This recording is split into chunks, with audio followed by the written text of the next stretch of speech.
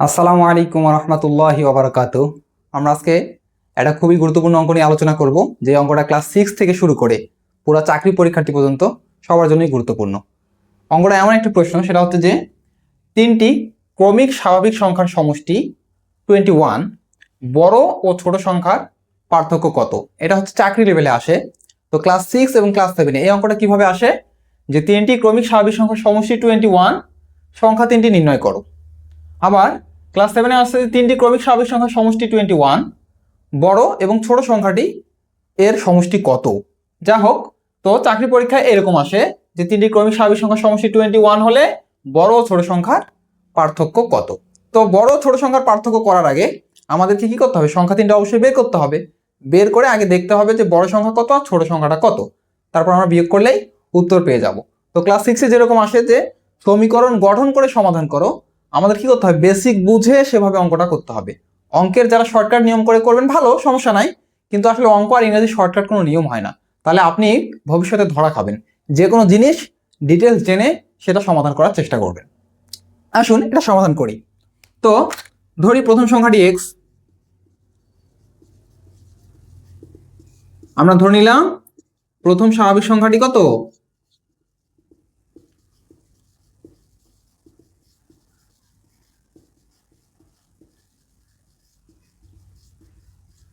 X. আচ্ছা, স্বাভাবিক সংখ্যা কাকে বলে? আমরা আমাদের পেজের শুরুতে একদম যে ক্লাসগুলো করেছিলাম ওখানে বলা আছে যে শূন্য বাদে সকল ধনাত্মক অখণ্ড সংখ্যাকে স্বাভাবিক সংখ্যা বলে। একে ক্যাপিটাল এন দ্বারা প্রকাশ করা হয়।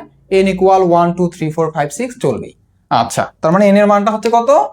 এন হচ্ছে স্বাভাবিক সংখ্যা, এন ইকুয়াল 1 2 3 4 চলবেই ইত্যাদি। আচ্ছা, তাহলে আমরা এখানে প্রথম স্বাভাবিক সংখ্যাটা কি ধরলাম?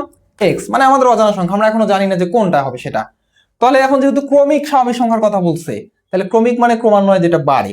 এখন এর পরে আমরা কোনটা ধরবো? তাহলে এক্স। তাহলে এখন প্রথমটা যদি এটা হয় তাহলে দ্বিতীয়টা অবশ্যই হবে কি? X plus one. মানে করেন এক্স, সে এক্স হচ্ছে 2, তাহলে পরেরটা হবে কত? 2 প্লাস 1, তাহলে 2 এর পরের ক্রমিক সংখ্যাটা হচ্ছে 3। তাহলে পরেরটা এখন কত হবে? তাহলে তৃতীয় স্বাভাবিক সংখ্যাটি কত হবে? X plus 2। তার মানে প্রথমটা যদি 2 হয় তাহলে তৃতীয়টা হবে কত? 2 প্লাস 2 4। তার মানে 2, এরপর একটা 3, তারপর একটা 4। এই হচ্ছে ক্রমিক স্বাভাবিক সংখ্যা। তো এখন এখানে কি হবে? এইরকম তিনটা ক্রমিক স্বাভাবিক সংখ্যা, মানে পর পর 2 3 4 বা 4 5 6 বা 6 7 8, এইরকম কোন তিনটা সংখ্যার সমষ্টি 21 সেটা দেখাতে হবে, এবং এদের সর্বোচ্চ এবং সর্বনিম্ন সংখ্যাটা পার্থক্য কত। তাহলে আমরা ধরলাম কি? প্রথম স্বাভাবিক সংখ্যা এক্স, দ্বিতীয়টা হচ্ছে এক্স প্লাস ওয়ান, তৃতীয়টা হচ্ছে এক্স প্লাস 2। তো এখন প্রশ্ন মতে এই তিনটা সংখ্যার সমষ্টি কত বলেন? এই যে বলেছি তিনটা সংখ্যারই সমষ্টি হচ্ছে 21। তাহলে প্রশ্ন মতে এক্স প্লাস, কেন প্লাস করতেছি? এই যে প্রশ্ন বলছে সমষ্টি, তাহলে x plus one plus x plus 2 equal 21। দেখেন এখানে কয়টা এক্স আছে? একটা, দুইটা, তিনটা। তার মানে সমষ্টি করলে কত হবে? 3x। সংখ্যা আছে 1 আর 2, তার মানে 1 আর 2 যোগ করলে হচ্ছে 3। আশা করি আপনারা বুঝতে পারতেছেন ব্যাপারটা। সেটা হচ্ছে কি, এখানে যেহেতু সমজাতীয় পদ, এই যে সদৃশ্য পদ এক্স এক্স এক্স, মানে তিনটা এক্স যোগ আকারে আছে, এই জন্য 3x। তো সংখ্যা আবার দেখেন 1 আর 2 এটাও যোগ আকারে আছে, তাহলে 1 আর 2 এ 3। আমার এদিকে ডান দিকে কত ছিল? 21। তাহলে এই যে 21। তাহলে এখন কোন একটা সংখ্যা যদি সমান চিহ্নের একদিকে থাকে অপর দিকে গেলে বিপরীত চিহ্ন নিয়ে পরিবর্তন হয়, বা এদিকেও আমরা -3 এদিকেও -3 করতে পারি। তো আমি এই 3 আছে এদিকে প্লাস, ওই দিকে ওটাকে পার করাই নিয়ে যাচ্ছি। তাহলে 3x ইকুয়াল 21 -3, যেহেতু এটা এদিকে ছিল +3, ওই দিকে যে হইলো -3। তাহলে এখন কত থাকতেছে? 3x ইকুয়াল হচ্ছে 21 থেকে 3 বাদ দিলে 18। তো আমাদের উদ্দেশ্য কি? এই x এর মান বের করা। তাহলে এখন আমাকে এখানে x রাখতে হবে, তাহলে 3 এর সাথে আছে গুণ, ওইদিকে গেলে ভাগ। তাহলে 3 1 কে 3, 3 6 18, তার মানে x এর মান হচ্ছে 6। তার মানে আমাদের যে প্রথম স্বাভাবিক সংখ্যা এটা হচ্ছে কত? এই যে x, এটা হচ্ছে কত? 6। তাহলে পরের দুটো সংখ্যা কত হবে বলেন?